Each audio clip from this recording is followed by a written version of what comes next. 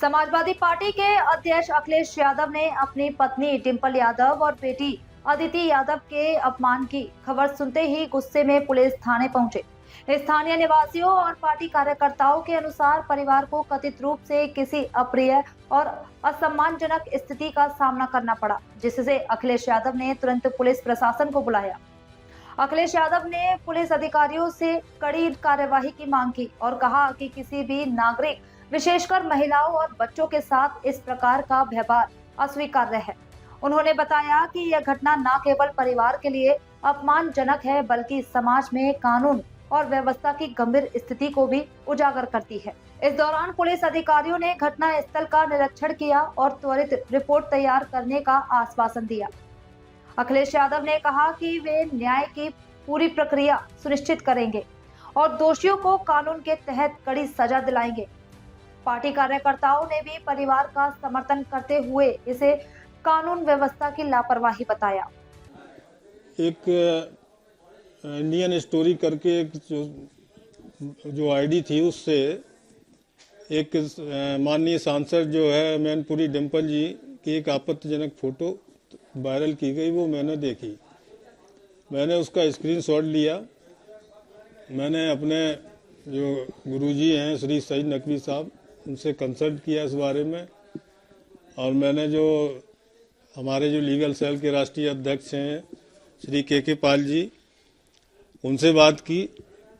तो और भी लोगों से बात की, तो तमाम लोगों ने कहा कि नहीं, गलत है। और इस तरह से तमाम लोगों ने देखा, उन्होंने लोगों के अंदर एक रोष था कि महिलाओं के प्रति, वो भी एक सांसद हैं और पूर्व मुख्यमंत्री की पत्नी है, उनके खिलाफ इस तरह से आपत्तिजनक पोस्ट जो है वायरल की है, और वकीलों में तमाम रोष था। तो मैंने एक एप्लीकेशन तैयार की अपने गुरुजी से कंसल्ट करके, और मैंने जाके पुलिस कमिश्नर साहब को दिया। तो उन्होंने उस पर देखा, बोले कि इस पर जांच कराते हैं। तो मैंने कहा जांच क्या सर, एफआईआर हो जाए उसके बाद जांच हो जाएगी। तो उन्होंने साइबर थाना के लिए उसको कहा कि इसमें एफआईआर दर्ज करें, विवेचना करें। तो वो उन्होंने आज कल जो है 2 तारीख को एफआईआर दर्ज की है। और इस तरह की घटनाएं जो है समाज में महिलाओं के प्रति खासकर जो है सरकार का एक व्यू चल रहा है कि नहीं, महिला सम्मान जो होना चाहिए, इस तरह से लोग बना के डालते रहते हैं। ये सांसद मैनपुरी डिंपल जी की है। बेटी साथ में खड़ी थी, जो किया है, फोटो बनाई है, तो वो बेटी यहाँ साथ में खड़ा हुआ दिखाया है। तो इस तरह से किसी की फोटो वायरल करने का किसी को अधिकार नहीं।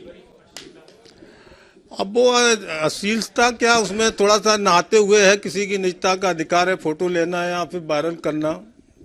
तो इस तरह से फोटो थी जो ठीक नहीं थी। समाज में बहुत रोष है, वकीलों में भी है, समाजवादी पार्टी के लोगों में भी है, अन्य लोगों ने भी इसकी काफी भर्त्सना की था। वो कैसा था? क्योंकि कहा गया कि अभय सिंह भी आपके आसपास के ही थे। नहीं, तब तक तो हम लोगों के संबंध थे, और हमसे एक वर्ष पहले आ गए थे अभय यहाँ पे लखनऊ यूनिवर्सिटी में। मैं जो है 1 वर्ष बाद आया यहाँ पर। तो आए थे तो हम लोग, ये था कि ग्रेजुएशन कंप्लीट करने के बाद हमारी एक अपनी जो इच्छा थी, जो हमारा एक शौक था कि शॉर्ट सर्विस कमीशन के थ्रू, ओटीए के थ्रू आर्मी ज्वाइन किया जाएगा। 8 साल बाद छोड़ा जाएगा। वीआरएस के प्रोविजन था उसमें 8 साल के बाद। तो हमने कहा फिर वापस आ जाएंगे, राजनीति करेंगे। चूंकि हमने डिसाइड कर लिया था कि हमको पॉलिटिक्स करनी है, चुनाव लड़ना है, जनता की सेवा करनी है। हम लोग 80 के दशक में हमने देखा है, जो कभी कभी जो दलित मूवमेंट में देखता हूँ, दलित नेताएं, कभी कभी नेता लोग आक्रोश भी व्यक्त करते हैं, बहुत कुछ जायज भी लगता है। लेकिन अब समय के साथ बहुत सुधार हुआ, तो उनको भी अपने बात विचार में सुधार लाना चाहिए। छुआछूत जैसी स्थिति 80 के दशक तक हम लोगों ने अपने बचपन में देखी थी।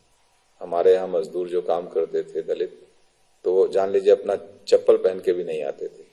ऐसी छुआछूत आपने देखा है? देखा है मैंने, बड़ी पीड़ा होती थी। हम लोग बहुत छोटे थे, लेकिन लगा, क्योंकि हम उनके बच्चों के साथ खेलते थे। उसके लिए लोग गांव मना किया जाता था, नहीं कैसे उनके साथ खेलते। मुझे अजीब सा वो लगता था। बताइए अभी हम लोग किस, चूंकि मैं कलकत्ता पैदा हुआ था, वहां पढ़ रहा था, स्कूलिंग मेरी वहीं हुई अप टू 8th, तो मुझे लगा वहां तो जातिवाद था नहीं, हम लोग मोहल्ले में सब लोग एक साथ खेलना पीना मिलकर, गांव में आते हैं ऐसा स्थिति है। तो एक धीरे धीरे हमारे अंदर एक भाव इस तरीके का हुआ, नहीं यार सोसाइटी में सभी को एक साथ रहना चाहिए। तो हमारे बहुत अपने घर के अंदर ही अपने तमाम क्वेश्चन हम अपने माता पिता से करते रहे। तो फिर धीरे धीरे मन में विचार पैदा होते चला गया, तो बढ़ गए। उसके बाद मैं आपको बताऊं, एक बार हमारे यहाँ एक इंटर कॉलेज है हम लोगों का, तो गांव पे हम लोगों के पूर्वजों का कॉलेज है वो। एक हमारे यहाँ प्रबंधक थे स्वर्गीय सूर्यनारायण सिंह जी, अब तो डेथ हो गई उनकी, और वहां पे इस समय जो प्रबंधक हैं आदरणीय विजयपाल सिंह, उसमें प्रिंसिपल हुआ करते थे।